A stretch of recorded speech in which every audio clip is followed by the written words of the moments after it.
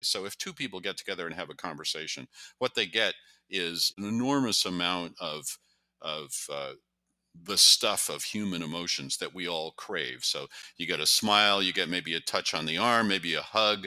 You get these things that tell us that, yeah, this other human being cares about us, is sympathetic to our issues. And compare that with the Facebook world, where what you get is a like. Now, a like is like the faintest echo of a hug or a smile, right? It's not the same thing at all, but it's just almost enough, a tiny percentage of that. And so we get one and we go, yeah, that's cool, but I want another one. Welcome to the Mindful Communication Podcast. I'm your host, Jonathan Miller. And on today's episode, we sit down with Dr. Nick Morgan. He's one of America's top communication theorists and coaches. He specializes in body language and delivering powerful presentations, including people giving congressional testimonies, appearing on the Today Show, and delivering unforgettable TED Talks. We spend most of the interview talking about his new book, Can You Hear Me? How to Connect with People in a Virtual World. I don't know about you, but I've misinterpreted emails and texts countless times. And that's because we're taking our communication skills from the face-to-face world and applying them to a virtual world where the rules, they just aren't the same. Dr. Nick Morgan highlights why some of these miscommunications are so common and what we can do to actually avoid them with some tips and tricks that he gives. I found this topic to be so fascinating because when it comes to technology, we're often talking about things like space exploration or artificial intelligence or maybe social media on a grand scale. But rarely do we take the time to question how it is that we're communicating with one another in this rapidly changing technological world. It's clear that we haven't really taken the time to think this through, and what we're doing is we're using these rules that we use, these rules of engagement in the face-to-face real world, and applying them to a virtual world where the rules just don't work. And that means we now have to be aware of the fact that we want to be focusing on two sets of communication skills, one for face-to-face interactions and one for virtual interactions. We start off this interview by finding out a little bit more about how Dr. Nick Morgan got interested in this area of study. Nick Morgan, thanks for coming on the podcast today. It's a pleasure to be with you, Jonathan. So I want to actually start off, this is going to be a little bit odd, I think, for listeners, but I want to start off with what you call a temperature check. And so the way a temperature check works is we're going to quickly check in, give either a green, which means we're okay, a yellow, which means we've got concerns but nothing desperate, or a red means we're upset. So Nick, how are you feeling right now? Well, I hate to be cliched, but I'm green at this moment. I'm good to go. Okay, I'm also green, so we're definitely vibing on the same level here. And you know, in the spirit of continuing to confuse our listeners, I think I'm gonna hold off on explaining exactly what we just did until we discuss your book a little bit later. Great. I want to actually start off by getting to know who you are a little bit more. And so you're a communication expert, and particularly your field of expertise is in body language and public speaking. Is that correct? That's right. We say storytelling and public speaking just because everybody knows they need to be better storytellers. So that seems to resonate with people. But public speaking is very much my sweet spot. That's the world I live in. I also work with executives to help them become better communicators in general. And that's not always public speaking. Sometimes it's just in meetings and one-on-one conversations and negotiations and that sort of thing as well. Okay. Now, how did you get into this field of public speaking and body language? Well, I was teaching rhetoric, which was my passion in the academic world. And I got a call from the state secretary of education.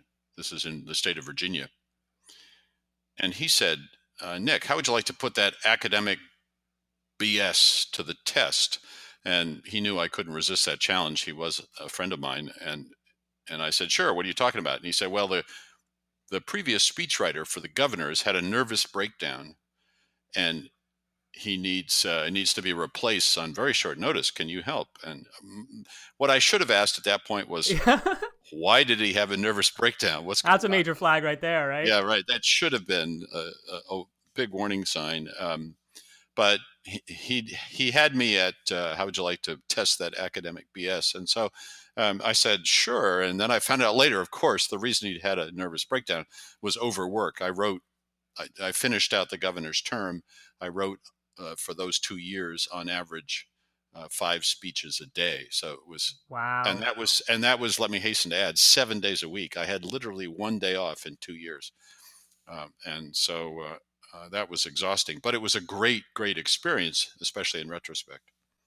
So Yeah. that's how I got started in the public speaking world, the professional public speaking world. I want to talk about one of your books. It's Power Cues. This book you came out with in 2014, and the subtitle is The Subtle Science of Leading Groups, Persuading Others, and Maximizing Your Personal Impact. So very much tied, I think, to your expertise in presentations.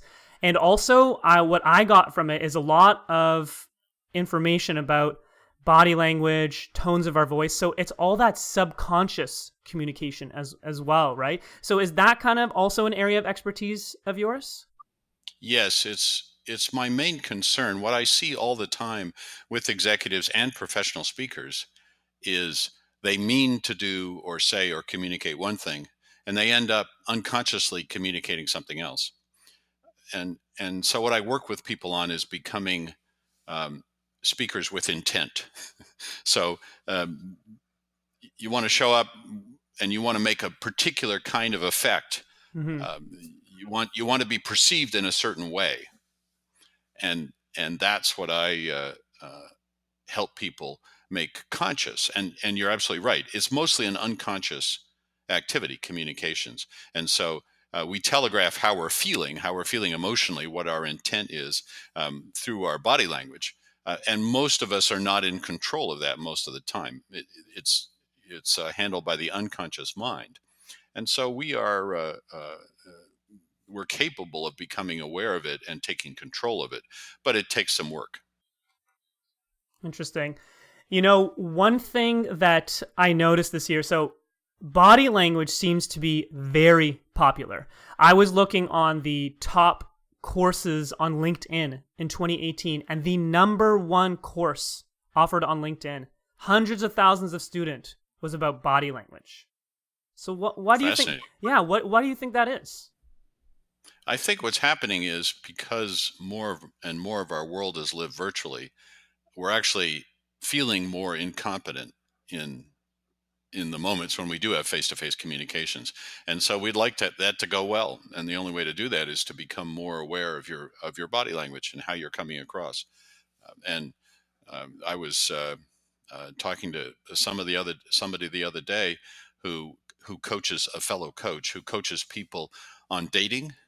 And we it wouldn't have occurred to me that there was any overlap there, but he spends a huge amount of people with their body language, because of course when you go out on a date you're nervous, and so you unintentionally telegraph all kinds of negative um, uh, sort of signals that don't improve the connection with the other person when your intent is to do exactly the opposite. And so it turned out there was a lot of overlap between public speakers and daters. Who knew? Yeah, and you know, it's so interesting. My follow-up question was going to be around body language outside of presentations, and you gave a really great example of how it is in our kind of our day-to-day life where, you know, that subconscious speaking really plays a big role. Yeah, I was working with an executive, um, a woman who was in a very male organization, and she found that the men were interrupting her a lot when she was talking. This is a classic issue, a classic gender issue, and so we worked a lot on having her show up with more authority and sort of taking charge of the situation. And one Friday afternoon, we'd had a late in the week coaching session, and she said, and I could tell she was sort of working her way up to ask this question. She said, actually, I have this really important conversation with my husband this weekend. We're trying to decide where we're going to retire to, and I want to go to one place. He wants to go to another. And can you give me any tricks to make sure that I win that conversation? Oh wow. And I said, absolutely not. And then I proceeded to give her a couple of little tips for how to handle her husband. And I said, call me Monday and let me know how it goes. And she calls me Monday and she says, we did it. We're retiring to the place that she wanted to retire to. So, um, yeah. So sometimes there's some overlap. Oh yeah, and you know what's so interesting? I want to quickly diverge here. One thing you said was that this woman said, "How do I win this argument?" And that's sometimes the impression I get with this desire to understand body language. It's almost like we want to hack our communication so that we can better control others or just like get it our way instead of maybe trying to reach more understanding, trying to reach mutual purpose. I do see that kind of maybe more, I don't want to use sadistic. I think that's a really strong word, but just like Mm. a conniving way of communicating. Yeah, when I used to teach public speaking and body language at Princeton University, one of the things I always end up saying to the students is on the last day was use your powers for good now that you have them, and we would joke, we would laugh about it, but there is an element of that. There's a sort of a Darth Vader aspect to it if all you're seeking to do is to control somebody else. The good news is that it is very hard to actually to control other people in some kind of science fiction mind control way. And so really what we're talking about is making your case better. And that can have an effect on the other person. It can be very persuasive, but you really can't jump into the minds of other people and control them in any significant way. You can't get people to do, even with brilliant body language, you can't get people to do things they really don't want to do. So Right. presumably this, in this case, the husband was willing to retire to the place that his wife favored, and maybe he thought it would be good for the retirement. Who Yeah. knows? Yeah. I want to talk about your book, your Mm, latest book called Can You Hear Me? How to Connect with People in a Virtual World. I actually didn't know what to expect from this book, but I really enjoyed it. mm. And there's a whole bunch of things to talk about. Now, we've been interviewing for about 10, 15 minutes, so I'd love to stop and do a quick temperature check again. Where are you at right now, Nick? Are you at green, yellow, red? I'm still green. This is my favorite topic, so Okay. I could talk all day. How are you doing? I'm also at a green, yeah. And I wanted to quickly inform listeners as to why we're doing this temperature check. And it's actually a suggestion directly from your book. Yes, it turns out as I started to do the research for the book, what I found, really to my surprise, I hadn't realized it was as desperate a case as it was, but in all the ways in which we communicate virtually. So when you think about text messaging and email, and so anything text based, um, it's sort of obvious to people there that it's very easy, and everybody's had the experience of misunderstanding or sending an email which gets misunderstood. You meant it as a joke. For some reason, the other person didn't get the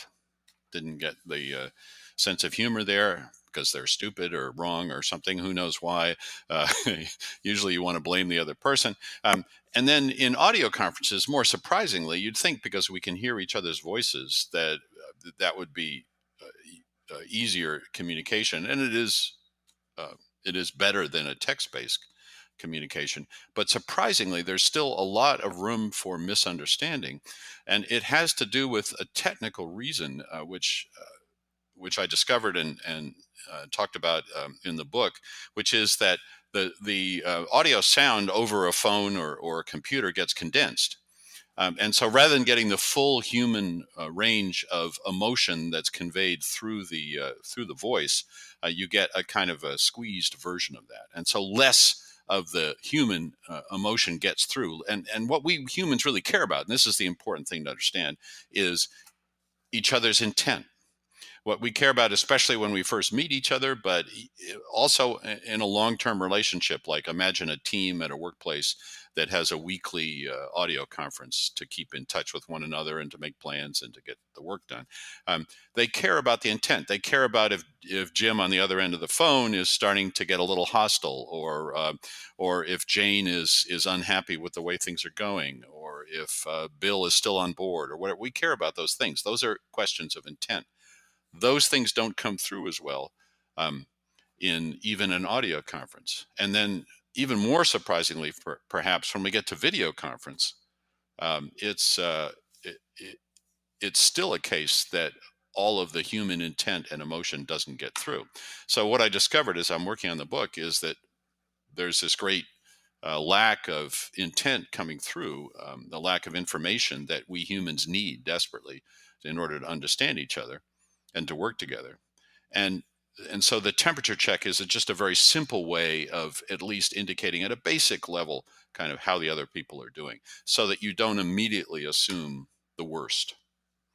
And we can talk about why that's the case, but we humans are hardwired to assume the worst in situations where we're not clear on what the emotions are, and that's one of the big reasons why virtual communications, on the whole, go so badly. Okay, so let's talk about that. Why is it that people tend to assume the worst in these cases? Well, when I'm talking to audiences about this, I use the example. I say, so let's say you get the following email from your boss: "We have to talk." Oh, I love that one. And I get a visceral reaction from that immediately when I suggest that example. Everybody goes, "Oh!" And I say, "Gee, that's funny. I can tell from your body language that all of you are interpreting that as desperate, horrible, negative, dangerous communication. Oh yeah. Something's wrong." And I said, "Why didn't any of you assume that that was good news? The boss wants to give you a raise or pat you on the back or something." No, we humans never, when something is unclear like that, we never go to the positive. And the reason for that has to do with our evolutionary background. So For sure. imagine walking through the jungle or the savannah. The people who survive are the ones who are going to assume that there's a tiger around every corner, right? So um, evolution favors the paranoid, the anxious, the people who are always on the lookout for danger, and hence the email from the boss never gets interpreted in a happy way. Oh yeah. I mean, our biology is such a huge factor in our communication. I mean, we're talking about virtually, even just face to face, the way we respond, the way that we relate to others. That has a major role. There are so many things that you said I want to talk about, and so many things I want to dive into. But first, let's quickly wrap up on this temperature check thing because it really captivated me. What has been your experience of doing that in the workplace? Have you had like any companies that you've consulted with actually implement the system of green, yellow, red? And what has been their Yes. experience? Yeah.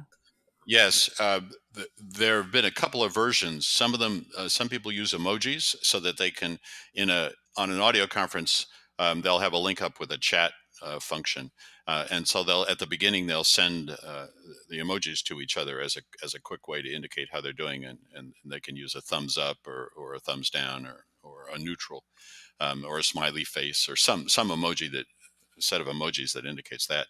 And the that particular company reports um, that they have great success in maintaining esprit de corps and a sense of connection with people, even though they're doing more and more of their work virtually. And so it's something they've become very conscious of, and they believe that the temperature check is a big part of that. They do other things as well. We can talk about some of the. I'm sure we'll get into some of the other things, but everybody that's tried it. Um, and I've talked to probably half a dozen companies that have tried it in a real way, and they all report they get addicted to it in the sense that it really helps people and understand. It helps people. The particular way that it really helps is, and this is what gets lost most often in an audio conference, regular team audio conference setting, is that when somebody is upset, there's heavy pressure on you not to say that on an audio conference. And so Absolutely. it's Absolutely. it's not so much when everybody's green and go, that's fine, right? You don't have a problem. But I Mm-hmm. mean, that's the case face to face too. But when somebody's upset, then it's hard for people to bring that up in an audio conference, precisely because you can't see the expressions of other people on the team, and you're not going to get sympathy therefore back again. And so if you come in, you're having a terrible day, or if there's some genuine crisis in your life, yeah, you don't want to say anything about that. And so what they found is it's particularly helpful when somebody's got a problem and they can say yellow, and that allows the team manager or the boss to take it offline and check in with that person. And so it's turned out to be very helpful. Now, one thing that comes to mind, there's a couple things I want to talk about. One thing that comes to mind is this idea that, you know, we're not like, maybe this is just me, but I get this impression that we're not, quote, supposed to feel sad or angry or whatever it is. I mean, there are, multi-billion-dollar industries that are all about selling the idea that you should be happy at all times. So I worry that a system like this, I may hesitate to be that one person who's like, actually, I'm a thumbs down. Do you see that as a problem? That's a great point, and that's something I've talked about with companies around the world. And what's interesting is it's a particularly American problem. You find in some other countries, I have most knowledge in several European countries. There's much more of a sense that if there's something going on, you should say it. That people are much more straightforward. In America, we do value that kind of positive, happy talk to a fault. I mean, it has its good side too, of course. Uh, People are expected to come to work with a positive attitude and do their best, and that's a good thing on the whole. But if it means pretending that you're happy when you're not, then in the long run that can be very destructive. And so I think it's a particularly American problem. And I have gotten pushback from one company um, when they tried to implement the temperature check. The boss was all for it, but the teammates reported to me privately that they felt pressure always to be green and never to be yellow or Yeah. red. And so I flagged that with the boss, and we talked it through, and he's promised me that he's going to this is a work in progress, that he's going to be more open to actually hearing a yellow or a red. But that's a communication problem that would exist face to face too. That's not just because of the virtual world. That almost seems like a culture issue at that workplace. A huge thing that I know Brene Brown is talking about is all about vulnerability. She just came out with her book, Dare to Lead. So really trying to bring vulnerability back into the workplace. And I think there's some huge hurdles around that, precisely from what we've just been talking about the last few minutes. I want to also make one point as well, and if you have anything to add, you can, is I really actually like the temperature checks. I think they're a fantastic idea. And what I really love about them is how simplistic they are. I think it's so important to check in with each other in terms of your emotions. And one thing that I think I initially struggled with until you had made this specific suggestion was this idea of efficiency versus connection. And I almost saw that you had to choose one or the other. So either we could spend 15 minutes checking in and being completely open and honest, being like, listen, you know what? Today I'm feeling a little tired. I'm feeling, not as energized as usual. And we go around the table and each check in and stuff like that. Then we do get great connection though. Like, I'm really connected to you. I really know what's going on for you in that moment, and I can adjust how it is I speak, or just maybe understand your reactions better. But that takes time. And what's really nice about the temperature check is it's literally just a thumbs up, thumbs down, neutral thing. You're not getting quite as great a connection, but you really are finding that balance, I think. Yeah, that's right. And it allows you then to follow up when somebody does flag a red or a yellow. It allows you to follow up afterwards in a situation where you do have more time. But you're absolutely right. There's that tension between efficiency and honesty, or efficiency and depth of connection. And this is a way to get around that. And it reminds me, when you were talking, it reminded me of just what happens when we have a face-to-face connection and people say, "Hey, how you doing?" And your automatic response is fine, something like that. And if you're going through some sort of life crisis, you can imagine yourself making the decision, okay, do I just say fine, or do I say, well, I'm having this life crisis, and then spend 20 minutes talking about it? Right. Most people aren't ready to hear that, Yeah. depending on the setting and the need. So this is a way of signaling it and then allowing you to come back later if needed. One great point you also brought up in the book that I really appreciate myself was the idea that sharing emotions up front and being kind of taking the time to connect instead of just going right into things in a meeting is actually saves time and money for the company in the long run. Your quote is, "It may seem clunky at first to force yourself to do this extra emotional work, But when you think about the time, money, and human desperation involved in sending, receiving, and untangling unintentionally hurtful messages, for example, the work is clearly worth doing. I think that encapsulates so much of how I feel about bringing connection into the workplace, particularly in the virtual world, taking just a little bit of extra time to save you so much more time in the long run. It's such a human tendency to get these quick short-term wins at the cost of short-term losses, right? Yeah, in the long run, if you build up the kinds of misunderstanding and tension that come about because you don't make those connections and you don't allow people the room to be human, then you're creating, as you indicate, you're creating just a huge amount of inefficiency and a lack of good results down the road. And it's a question of do I untangle it now when it's fairly simple and I can establish a good relationship, or do I wait until I've got a disaster? And Yeah, of the question course. answers itself. Yeah, I agree.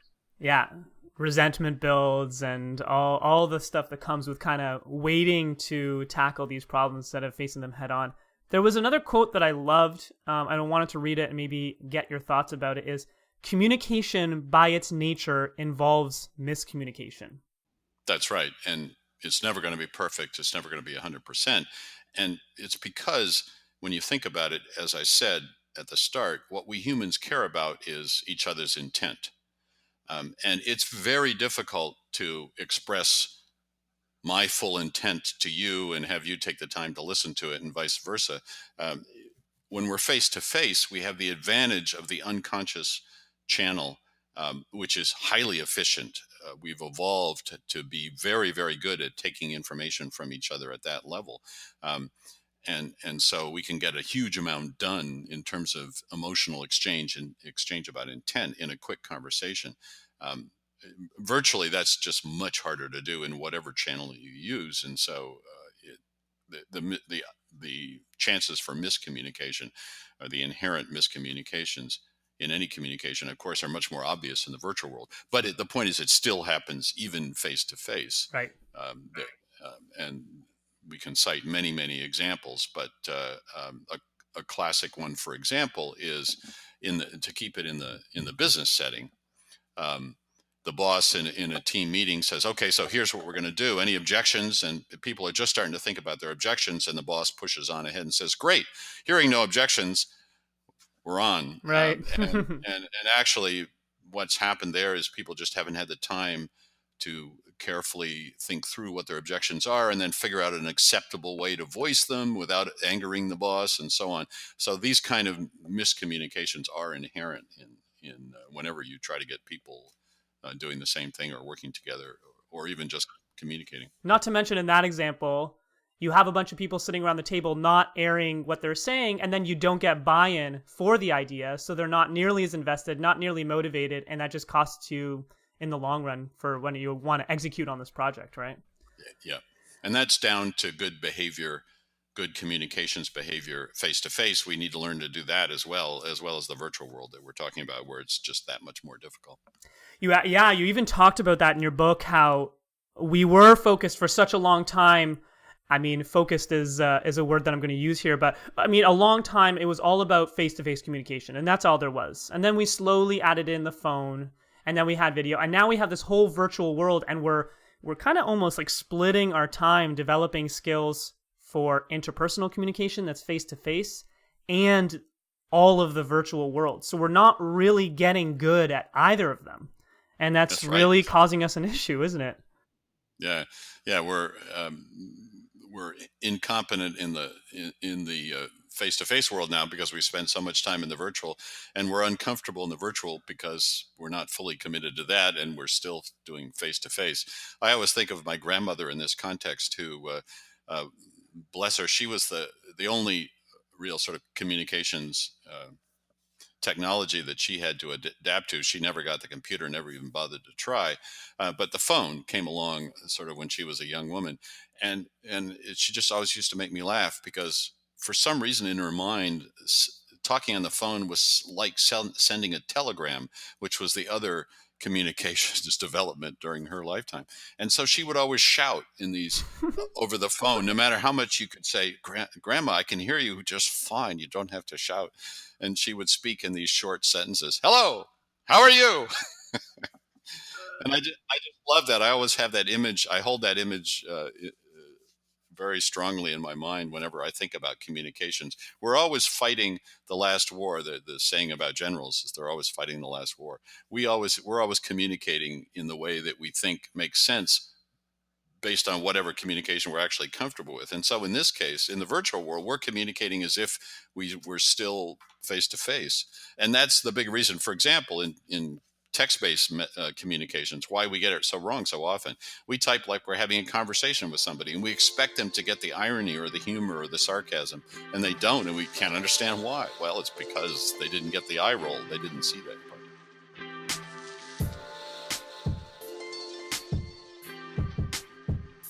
You're listening to the Mindful Communication Podcast, and today we're in conversation with Dr. Nick Morgan, author of the book, Can You Hear Me? How to Connect with People in a Virtual World.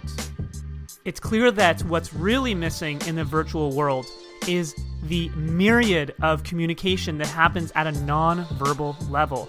All those subtle cues in our face, in our body, and even in our tone of voice are missing when we're communicating via email, via text, even via telephone or video conference.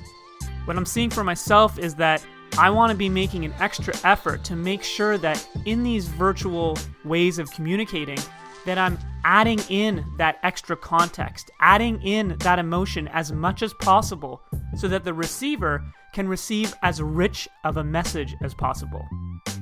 Now, technology still does limit us, but Nick Morgan will give us some solid advice toward the end of the podcast on how you can get more emotion and more context into your messages online.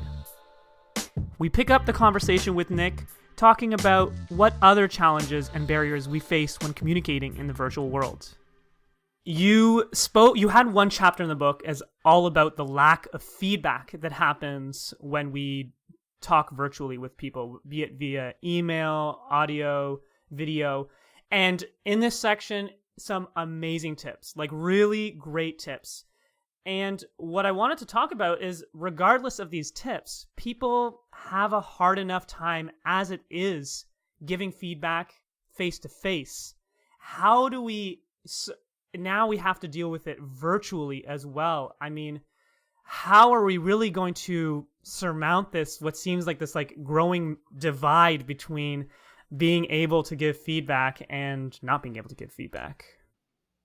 Yeah, I think the only way we're going to get better at it in the virtual world is by treating it as something different, is by being conscious that we're trying to learn a new skill here. It's sort of like gives you the opportunity to practice good hygiene when you're trying something new. You're absolutely right. There are many ways in which people fail at giving feedback face to face, and it's just that much harder. When you're trying to do it virtually. So I just saw it as an opportunity to say, okay, stop, wait a minute. Here's good feedback behavior, regardless of whether you're face to face or virtually. But we really have to get it right in the virtual space. Otherwise it's going to be an ongoing disaster.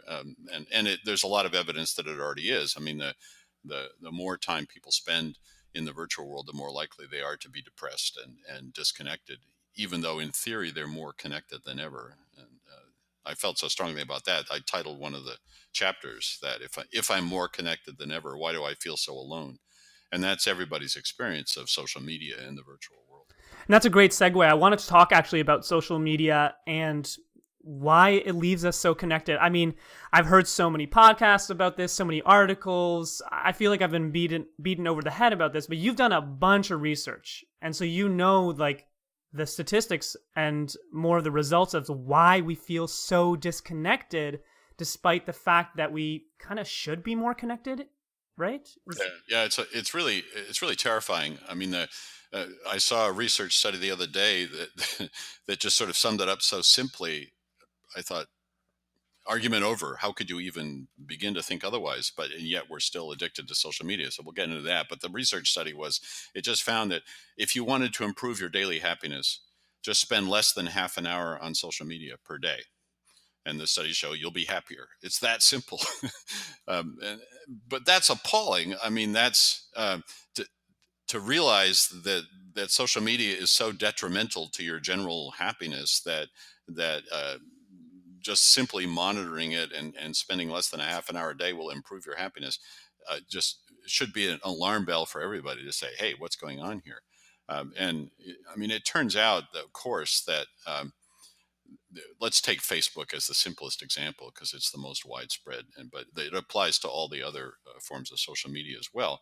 Um, what's happening is two things. First of all, of course, as we all know, people put their best lives on Facebook, not their worst lives, not their honest lives, and so we get this sense of inferiority, and it's a little bit like there's always 24/7 a better party somewhere else that we're not invited to. And in the face-to-face world, there might be a New Year's Eve party that people sort of get excited about and worked up for and worry about whether they're going to be invited or not. But on Facebook, and or 4th of July. I mean, there are a few markers during the year where these kind of things might happen. But on Facebook, it's 24/7, 365 days a year that you're not at that party. And so that's the first thing is it just makes us all feel worse because everybody's only putting, and we know this, we know they're putting their best life on there, and we know we're doing the same thing, and yet it still affects us that way. But then the second thing, and the more insidious thing, is that we get addicted to the bits of feedback that we get. And the easiest way to understand this is to compare it to face to face. So if two people get together and have a conversation, what they get is, in the course of 5, 10, 15-minute conversation, is an enormous amount of the stuff of human emotions that we all crave. So you get a smile, you get maybe a touch on the arm, maybe a hug. You get these things that tell us that, yeah, this other human being cares about us, is sympathetic to our issues, wants to connect with us. You get all kinds of positive things that humans are hardwired to need and to care about and to monitor very closely. Compare that with the Facebook world, where what you get is a like. Now, a like is like the faintest echo of a hug or a smile, right? It's not the same thing at all, but it's just almost enough, a tiny percentage of that. And so we get one and we go, yeah, that's cool, but I want another one. And then how many likes is enough? Well, it's never enough. It's a You get 100 bottomless pit, likes. right? It's a bottomless pit of things that are just not quite enough to give you that real sense of connection, because it's pseudo, it's virtual, it's intellectual, it's not emotional, and so on and so forth. So that's the real desperate addiction that we all are subject to, and that's why simply limiting yourself to 30 minutes a day or less will make you happier. Um, I want to talk about let's talk about email, because a lot of us deal with email at work, and maybe you can just kind of set the record straight about some of the quick pros, and I guess mostly like how we should be using email. So many emails misinterpreted in my work life, so many misinterpreted emails in other people's work life. How do we get emails right? That's a great question. The first thing is never use email for anything important. and and I say that's deliberately overstated, but meaning you never use it to do something that involves changing your relationship with the other person, hiring, firing, um, any of that kind of stuff. Chastising in email is very, very hurtful because it doesn't come with the messages of continued connection, which you can do in person. So in person, you can say to somebody, an employee, let's say, well, you really screwed up on that one, but you can pat them on the shoulder to say, but we're still working together. You're not fired. So you can, in email, that's virtually impossible to do. All people feel is the sting. So the first thing to get out of your mind is don't do anything that's is going to change your relationship with the other person via email. And so email is good for some things. It's good for scheduling and exchanging information, reports, and things like that. It's email came with the promise that it would be um, it would be friction free, which was Silicon Valley term, but it meant, of course, that it would be easier to do than writing an actual physical letter and putting it in an envelope and putting a stamp on it and carrying it to the Yeah. mailbox. That seems impossibly quaint and hard now, right? And it would be friction free. And then the other piece, and this is what people forget about, is that it was also promised to be asynchronous, and which is another Silicon Valley word, which means I could send my email to you at the end of my day, and you could feel free to read it the next morning over your morning coffee. And so it was convenient for both of us. But what happened instead was you put those two things together, friction free and asynchronous. Instead, we got this huge deluge of information. It was easier to send, so we send lots more of it. And also, it became 24/7 because the whole asynchronous thing just went out the window almost immediately. And Oh so yeah. as a result, it's this enormous burden for us of feeling like it's getting worse and worse all the time. We're never catching up, and everybody I've talked to has a set number that over which they start to get tense and under which they relax. And so it turns out, and it's different for each people. For some people it's 100 emails, so if they've got 100 emails in their inbox, they're okay. But 101, they start to get tense. For other people it's 50. For some people it's less than that. But everybody has a number, and what that suggests is that we're really dealing with email as if it were our to-do list, right? It's a reminder of Mm. all the things that we're supposed to be doing. And so then that's not the way email should be used. If it's at all possible, don't use your email as your to-do list, because that will just become a trap, because what you're doing is not your to-do list. It's actually, you're at the mercy of whatever everybody else is sending you. So it becomes things that other people can put on your to-do list. And that's a nightmare that we all need to escape from if we can. It's not easy, but if we can.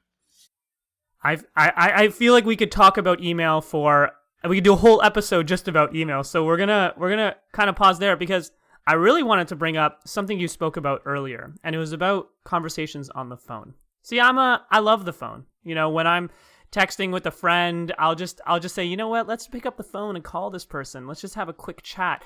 And when it comes to better understanding others over the phone, my jaw literally dropped when I read this in your book about how even the phone has its limitations.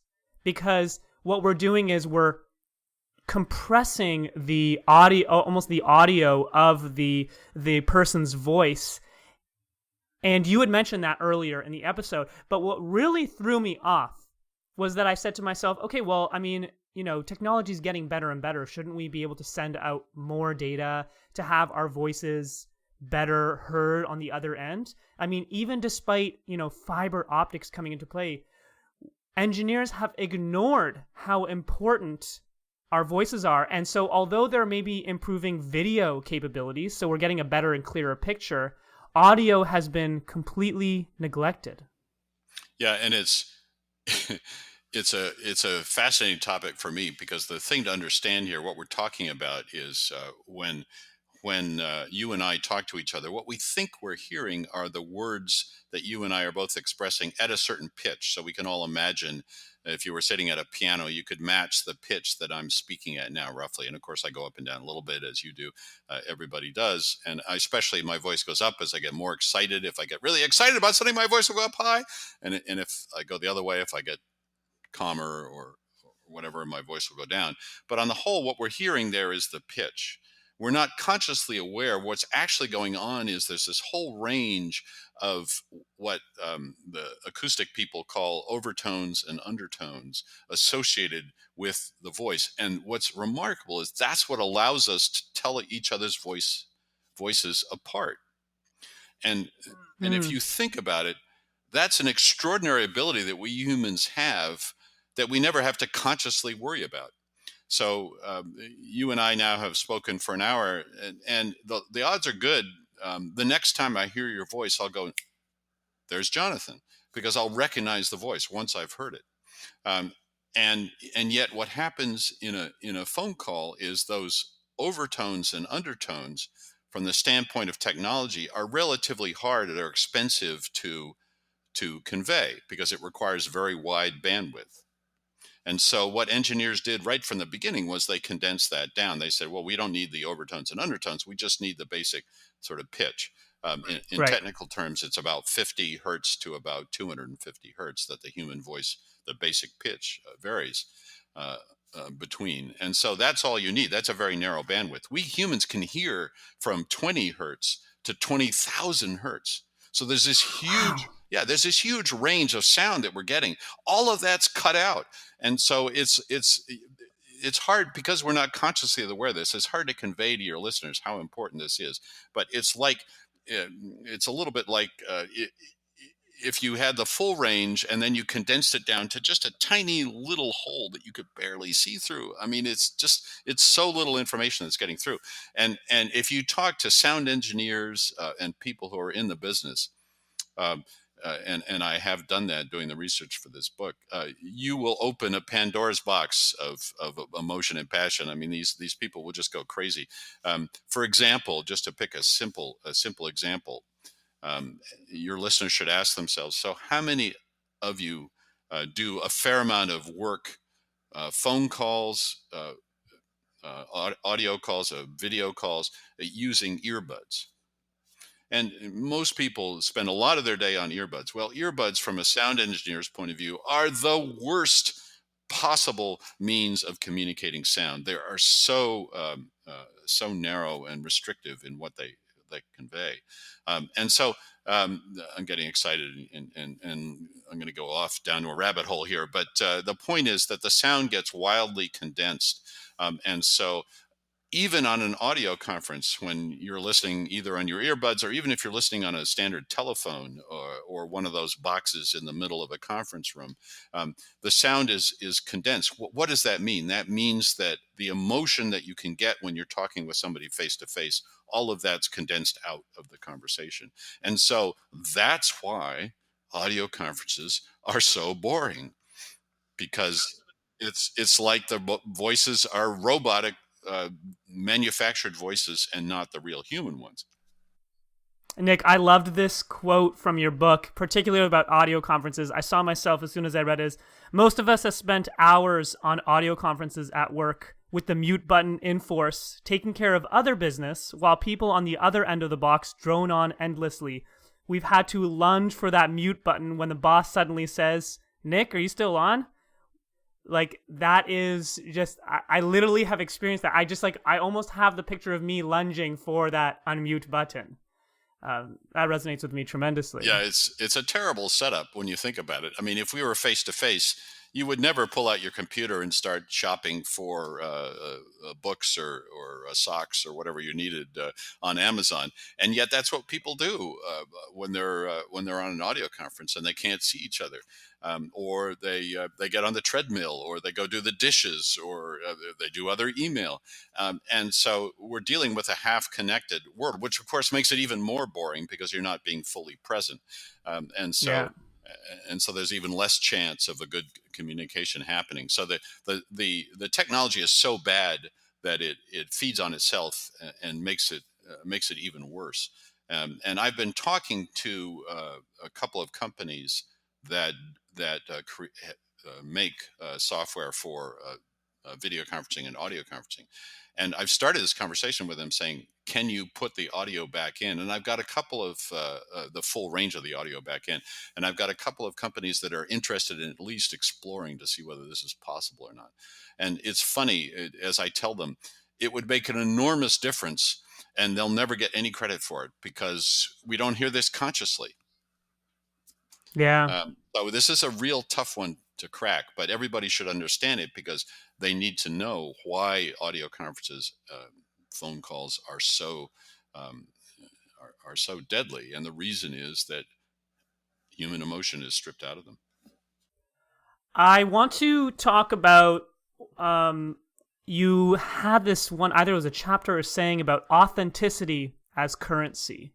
So I want to ask you, Nick, because authenticity seems to be this buzzword. What does authenticity look like? You mean in the virtual world or in the Yeah, what real does it look like in the communication? virtual world? Well, to me, that's a very complicated question, and worth unpacking a little bit. So, what happens in the virtual world is I use the analogy, it's like walking through wet cement. You leave your footprints behind you. And because computers and servers and electronic systems, unlike humans, never forget, then you end up with your all the data that you've sprinkled everywhere you go, all your footsteps get memorialized forever. And so the first thing to understand about authenticity in that world is that everything is there. Now, it raises the question, and this is where it starts to get complicated. So, what is my authentic self that I want to present to the world? Is it absolutely everything about me? Is it every single step I've ever taken? Is it me at my worst moments as well as my best? And I think most of us would agree, if you give it more than 20 seconds thought, authenticity doesn't mean that I have to present my entire self, including every single one of my lowest and worst moments. Authenticity means I need to present myself in an honest way, and I need to connect with you in a way that's genuine and real. But I don't need to um, start telling you everything that I've ever done wrong from age 2 onward. First of all, it's too much information. You don't care. That isn't included in the authenticity package. And second, it doesn't truly represent who I am, because I am more than my worst moments, just as I am more than my best moments. And so it's quite a complicated Mm-hmm. thing. And what I talk about in the chapter then is you need to think about how are you going to take charge of that persona that's coming across in the virtual world, in a way that does allow you to present your authentic self, um, and yet also not be duplicitous or fake in some way. It's not about denial, but it is about controlling that persona, because the issue is nobody else has the time to deal with your fully authentic self in the sense of including 100% of the information about you, and nobody wants that. So it's a subtle argument. It's a complicated argument. There's almost this balance to be found, kind of to what you were saying. I almost think there's like a balance to be found between being so forthcoming and an attempt to be authentic that you are now inauthentic with how authentic you are trying to be. Yeah, exactly. Yeah, That's the paradox. yeah. That's right. If I bore you to death with endless amounts of detail about my life in an effort to be authentic, then you're not going to make an authentic communication with me. You're just going to be bored, and that's going to cause you to shut down. And so the whole purpose of authenticity is for us to make real connections with each other, and that too much information will undercuts that effort. And so you put your finger on exactly the paradox. I want to, as we come to the end of this interview, I want to know what's one thing that listeners can do from your book this week that will have an impact on them. So the most important thing I want people to do as they spend time in the virtual world, and this can work back into the real face-to-face world too, is just good communications, but it's particularly important in the virtual world. And that is to ask yourself, how did what I just say to that other person make them feel?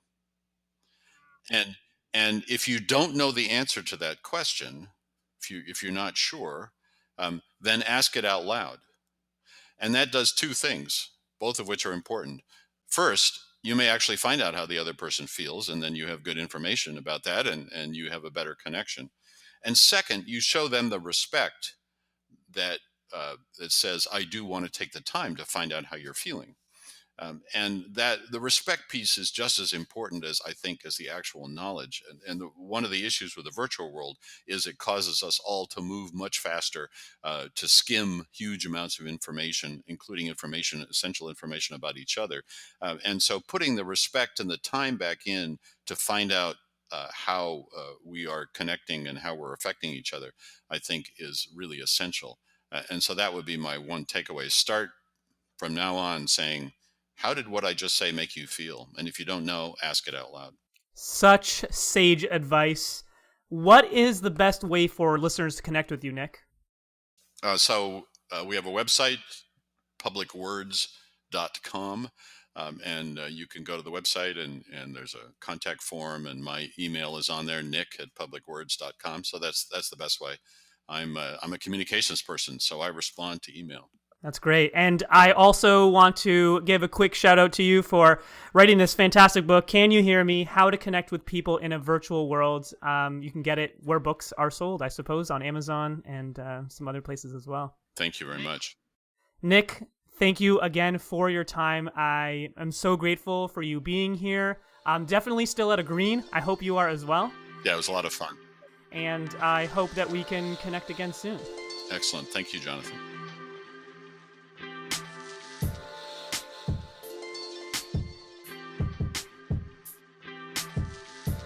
Special thanks to Nick Morgan for the fantastic interview. So grateful for his time. And I want to thank you for tuning in to the Mindful Communication Podcast. If you enjoyed today's episode, please subscribe, give it a great rating on whatever podcast app you're using, and make sure to share it on your social channels. You can also check us out on Facebook at Mindful Comms, COMMS, and at Mindful Communication on Instagram. Or check out the website, mindfulcommunication.me, and see what programs are happening there. Today's theme music was provided by Shinogo. You can find Shinogo's music on Spotify, Google Play, iTunes, and SoundCloud. And editing help today comes from Maya Miller. Once again, this was the Mindful Communication Podcast. I'm your host, Jonathan Miller, and thanks for tuning in.